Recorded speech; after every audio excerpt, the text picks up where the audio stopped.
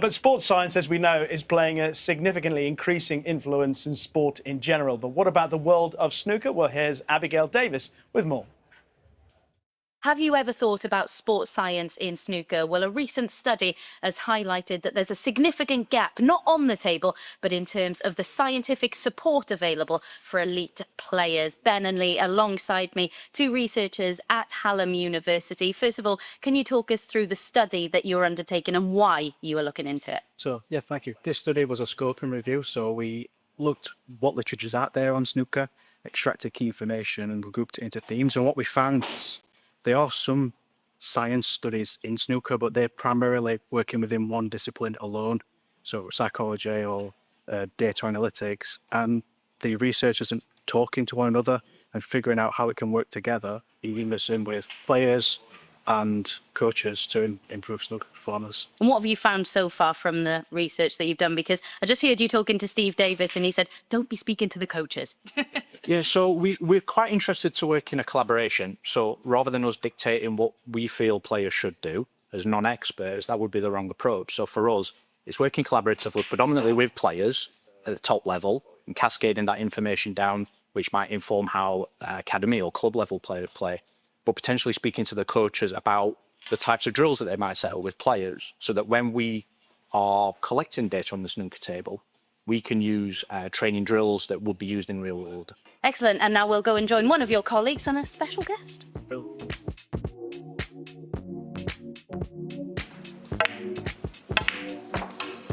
Okay, Laura, if you could talk us through one bit of equipment that's being used, because Steve isn't wearing these glasses just to look like his hero, Dennis Taylor. What is the actual reason he's wearing them? So today we're really interested in the eye tracking glasses, which pick up the central vision, and that really helps us see where you're looking, how often you're looking, and then the quality of that look.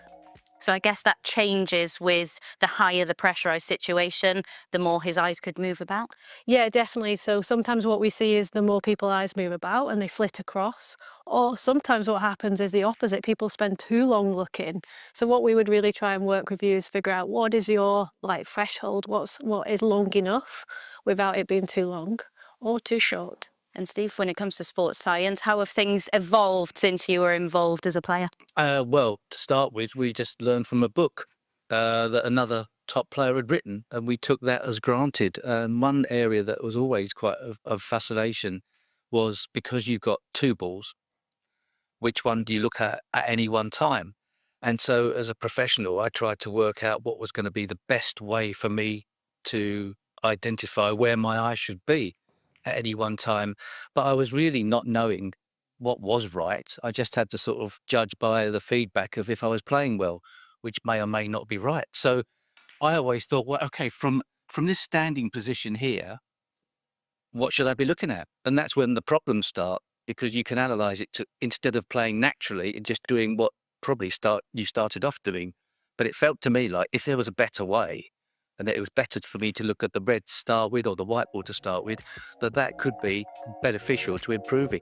So that was how I started. So if I was going to play this shot now, I think I'd line up on the white, but on the red in the line, and I'd look at the red as I was getting down, and this was what I used to do. I'd look at the red as I was getting down, because my cue was nowhere near the cue ball.